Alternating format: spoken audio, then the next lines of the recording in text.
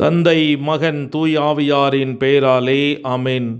ஆன்ம வழிகாட்டி நவம்பர் மாதம் 14ஆம் தேதி வெள்ளிக்கிழமை. இயேசுவின் மதுரமான திரு இருதயத்திற்கு நமது குடும்பங்களை அர்ப்பணித்து மன்றாடும் ஜெபம். இயேசுவின் இரக்கமுள்ள திரு இருதயமே, கிறிஸ்தவ குடும்பங்களுக்கு தேவரீர் செய்து வரும் சகல உபகாரங்களையும் சொல்ல முடியாத உமது நன்மைத்தனத்தையும் நினைத்து நன்றியறிந்த பட்சத்தோடு உமது திருப்பாதத்தில் முழுமையாக விழுந்து கிடக்கிறோம். நேசமுள்ள இயேசுவே, எங்கள் குடும்பங்களில் உள்ள சகலரையும் உமக்கு ஒப்பு கொடுத்து மன்றாடுகிறோம்.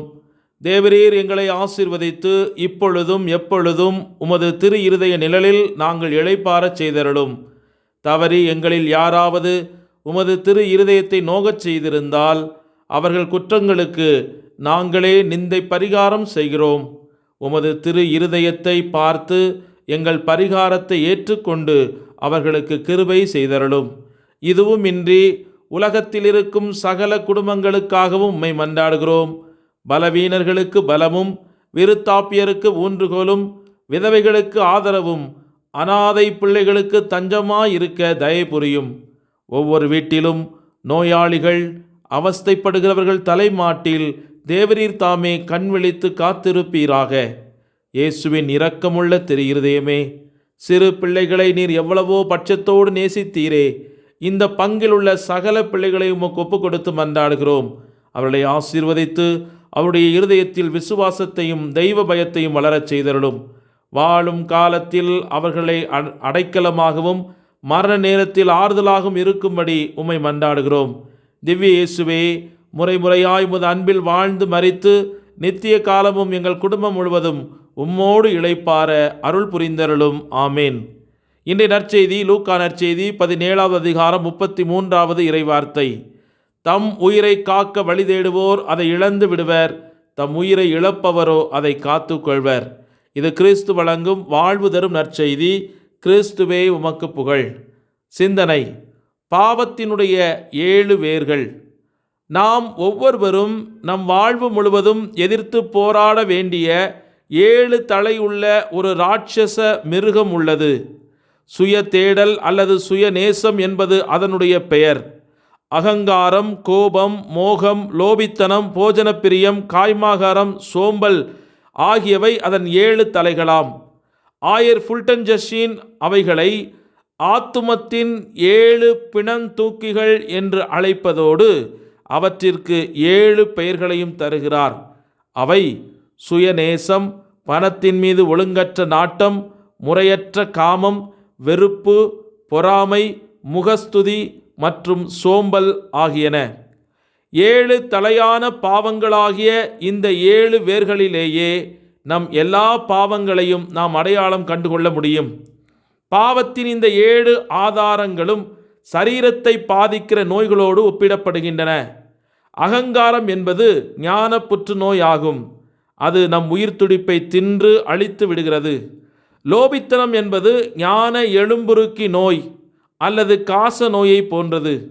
அது ஆத்துமத்தின் உள்ளார்ந்த வல்லமைகளை பாழாக்கி விடுகிறது. மோகம் என்பது ஞான தொழுநோயாகும். கோபம் என்பது ஒரு விஷ காய்ச்சலாகும். பொறாமையோ இரத்த நச்சுத்தன்மை ஆகும். போசன பிரியம் மரணத்தில் முடியக்கூடிய ஒரு வகை உறக்க நோயாகும். சோம்பல் என்பது ஆத்துமத்தின் பக்கவாதமாகும். அது அந்த ஆத்துமத்தின் முன்னேற்றத்தை தடுத்து வரப்பிரசாத வழிகளை நாம் அலட்சியம் செய்ய செய்கிறது. நமது மீட்பில் கவலையற்றவர்களாக இருக்கச் செய்கிறது. மரண வேளையிலும் நாம் மனம் திரும்பாதபடி தடுத்து விடுகிறது.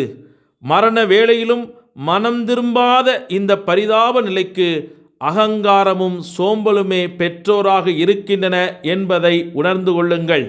இந்த தலையான பாவங்களின் இயல்பையும் விளைவுகளையும் புரிந்து கொள்வதே அவற்றை எதிர்த்து போராடுவதற்கான முதற்படியாகும். எனவே நம் பேராயுதங்களை ஏந்தி போர்க்களத்திற்கு செல்வோமாக. எப்படி இருக்க சித்தம் கொள்கிறோமோ அப்படியே நாம் இருப்போம் என்பதை உணர்ந்து இன்றைய நாளிலே இந்த தலையான பாவங்களை குறித்து நாம் விழிப்போடு இருந்து நமது வாழ்க்கையிலிருந்து அதை வெளியேற்றுவதற்கான வரம் வேண்டி இன்றைய நாளிலே இணைந்து மன்றாடுவோம். ஜெபிப்போமாக.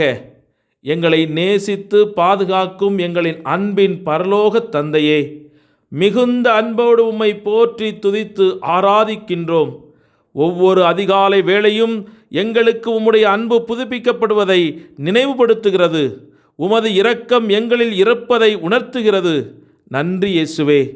கண்ணின் மணி போல எங்களை காத்து வரும் அன்பு தகப்பனே, எங்கள் காயங்களை கட்டி எங்களை தலை நிமிர்த்தி வரும் உம்முடைய செயல்பாடுகளுக்காய் உமக்கு நன்றி செலுத்துகிறோம்.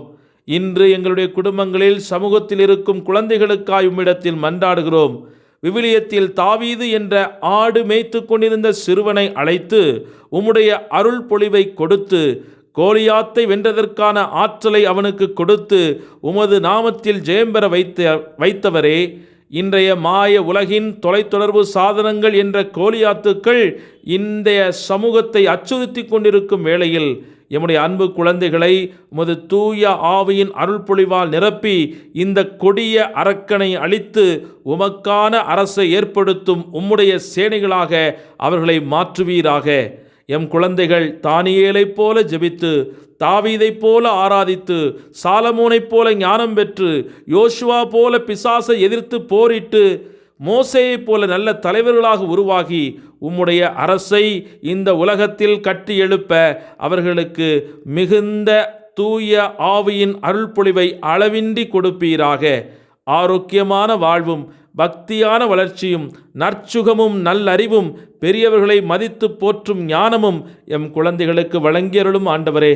நாளைய நற்சமூகத்தின் அடித்தளங்களாக இவர்கள் விளங்க வேண்டும் என்று நாங்கள் உம்மிடத்தில் அனைத்து குழந்தைகளையும் ஒப்புக்கொடுக்கிறோம்.